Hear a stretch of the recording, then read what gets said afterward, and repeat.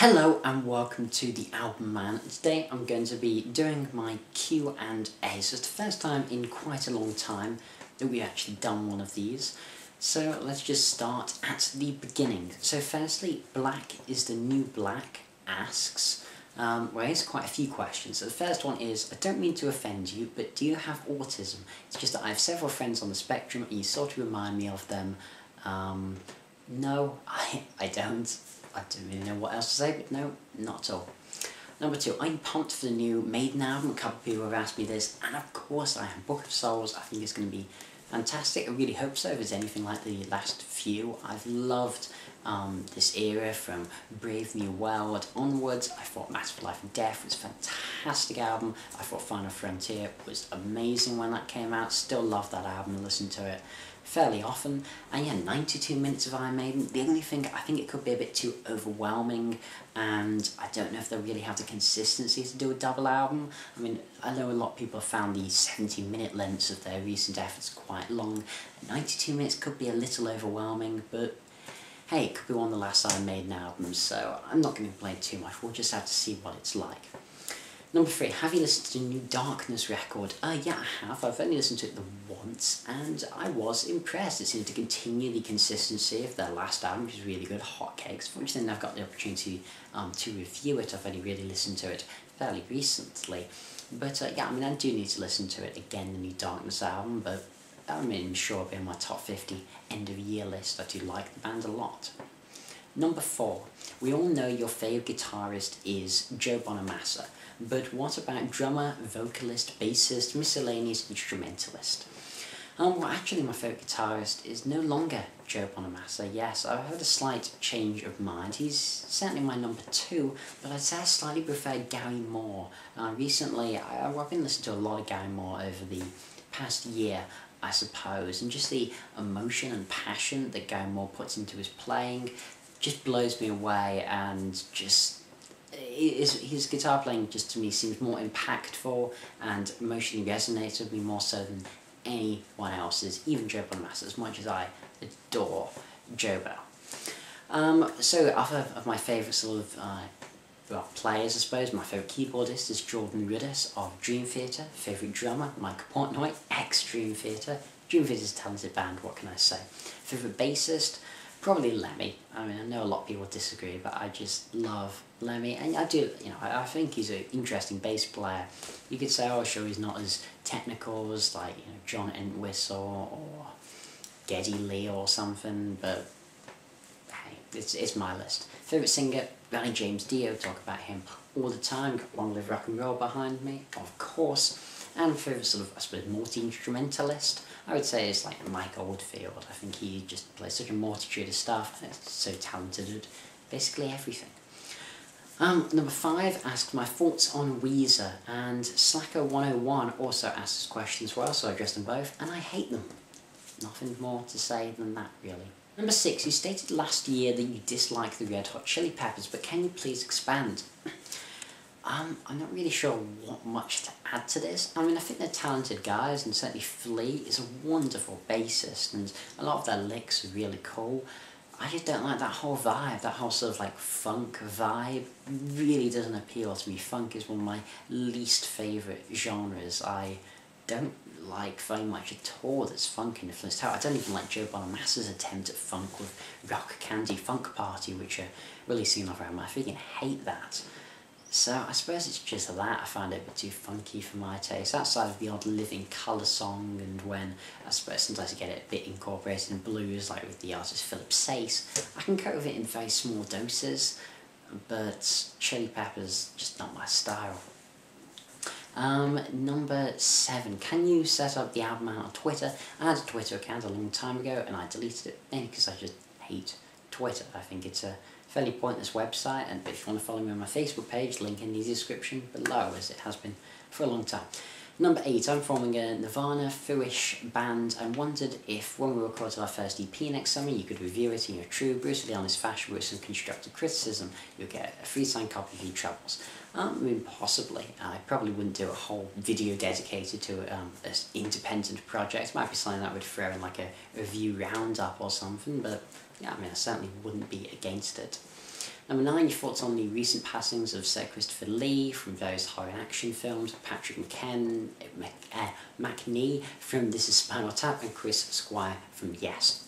Christopher Lee, definitely sad to hear him. He passed away. Of course, he played Saruman in the Lord of the Rings film. That's what I mainly knew him from. I've seen the odd of his sort of horror B-movie and as Dracula various times on telly. I'm not big into those type of films, but I loved him as Saruman, and while his metal album was a little dodgy, Charlemagne or whatever, let's be honest here, he's a freaking awesome guy to be that old and such a cool actor and be a metalhead and recording metal. Yeah, amazing guy. Patrick McNee from This Is Spinal Tap.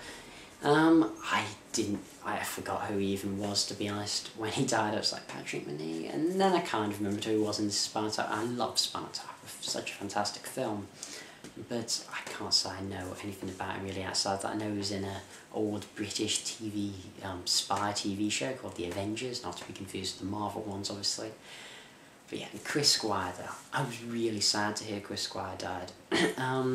I knew he'd been ill recently and that he was going to miss the next Yes tour, but I was actually rather surprised that he died. And such a phenomenally talented bassist, one of the best in prog. The day he died, immediately as soon as I heard the news, I put on Fragile on my record player and enjoyed his killer bass licks and Heart of the Sunrise. It was super aggressive bass work. That was one of his trademarks very much. Even though Yes are quite a melodic prog band, he would play some really aggressive bass licks, and if you listen to him carefully and just make an effort to listen to Yes, I'm really listening to him. I say particularly Fragile, because songs like Roundabout, Heart of the Sunrise, and of course The Fish, really trademark songs of his. Number 11, are you still in a new album style band? If so, can you put content on YouTube of your songs/covers? No, unfortunately the band's disbanded, so I'm no longer in one. Number 12, what are you going to study at uni? I'm hoping to study philosophy, just hope I get into the uni I want to. Number 13, tips on growing and living with shoulder length or longer hair. Grow it. I don't really do much with my hair. I suppose I get it cut like every 6 months so I don't get like split ends and so it grows a bit healthier, but I don't really do much with it, so I don't know. Number 14, can you say the C word cunt on YouTube, please? There you go. Number 15, since you like Busted, do you like Muck-Busted? No, I liked Busted when a long time ago. I mean, when I was way younger. So, no, I don't like Muck-Busted. I couldn't care less about that band anymore. I've outgrown them. Just a tad. 16, do you like films like Shaun the Dead, Mrs. Brown's Boys, the movie, and Paul? I like Shaun the Dead, I can't bloody stand the rest. Mrs. Brown's Boys is one of the most unfunny things I've ever seen in my life. That show is just, it's so boring. I would honestly rather watch like live broadcast funeral. It would probably be funnier. Just such a bad thing. And Paul, I've never seen it. It doesn't really look my cup of tea. I'm quite fussy when it comes to comedy. 17, what's the best gig you ever went to? Roger Waters Performed The Wall in its entirety, one of my favourite albums ever, and just the spectacle, him actually building a wall, knocking it down, the pig smashing into it and everything. It was just, just perfect. Just perfect. The only thing that could have made it better was obviously if Gilmore showed up on top of the wall and played Comfortably Numb instead of a Snowy White, but hey. Number 18, what will you do when you leave uni? Do you want to be making TheAIbumMan videos when you hit 65? I have no clue what I want to do after uni, to be honest. I might go into law, consider doing a law conversion degree, but I don't really know. I'll just see how I get on with philosophy. And will I make TheAIbumMan videos when 65? Maybe. I don't know. Certainly don't have any plans to stop anytime soon. That's all I can say. Right, I know this guy's asking a lot of questions, and I will get on to other people's. Obviously, just bear with me. Number 19, who wrote your reviews theme song? I have no idea, I just got it from a random copyright-free website. I should probably credit the website in the description or something, but I kind of forgotten where I got it from. Yeah.